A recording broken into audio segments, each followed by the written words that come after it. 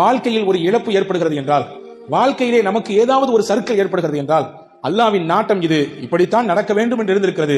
நிச்சயம் அல்லாஹ் நம்மை ஒருபொழுதும் கைவிட மாட்டான், அவனுடைய உதவி நமக்கு கிடைக்கும் என்று 100% நீங்கள் கல்வியிலிருந்து இந்த வார்த்தையை வெளிப்படுத்தினால், சத்தியம் சொல்கிறேன், நீங்கள் எழுதி வேண்டுமானால் வைத்துக் கொள்ளுங்கள், நிச்சயம் நீங்கள் என்ன இழந்தீர்களோ அதை இரண்டாக அல்லாஹ் திருப்பி தருவான். இரண்டாக திருப்பி தருவான். நான் வயதில் சின்னவன் தான், ஆனாலும் இதில் எனக்கு அனுபவம் இருக்கிறது. வயதில் குறைந்தவன் தான், ஆனால் எனக்கு இதில் அனுபவம் இருக்கிறது. அல்லாஹ்விற்காக வேண்டி ஒரு இழப்பை ஏற்றுக்கொண்டால் நிச்சயம் அந்த இழப்பு இழப்பாகவே நிற்காது. நம் வாழ்க்கையிலே இரட்டிப்பான மகிழ்ச்சியாக அல்லாஹ் தருவான். அதற்கு ஒரே ஒரு ஹதீஸை நினைவில் வையுங்கள். பெருமானார் ஸல்லல்லாஹு அலைஹி வஸல்லம் சொன்னார்கள், ஒரு மனிதனுக்கு அல்லாஹ் ஒரு குழந்தையை கொடுத்தான். கொடுத்த குழந்தையை அவனே எடுத்துக்கொண்டான். எடுத்த பிறகு மலக்குகளை கூப்பிட்டு விசாரிப்பான், என்னுடைய அடியானுடைய ஈரக்குலையை நீங்கள் எடுத்து வந்து விட்டீர்களா? மலக்கு சொல்வார், ஆமாம். என் அடியானுடைய உயிரை நீங்கள் பறித்து வந்து விட்டீர்களா? ஆமாம் யா அல்லாஹ். அந்த நேரத்தில் என் அடியான் என்ன சொன்னான்? இன்னா லில்லாஹி வ இன்னா இலைஹி ராஜிஊன். இப்படி சொல்லிட்டு, அல்லாஹ் நீ தான் கொடுத்த ரப்பே, நீனே எடுத்துக்கிட்ட. இதுல குறப்படுறதுக்கு ஒண்ணும் இல்ல. கொடுத்தது நீ, என்னுடைய ஆற்றலா, என்னுடைய முயற்சியா, என்னுடைய உடல் தெம்பா கிடையாது.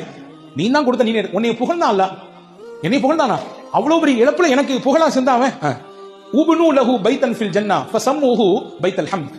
இந்த புகழுக்காக, இந்த இழப்பை ஏற்றுக்கொண்டு புகழ்ந்தான் அல்லவா, அதற்காக சொர்க்கத்தில் ஒரு வீட்டை கட்டுங்கள், அந்த வீட்டுக்கு பேர் வையுங்க பைத்துல்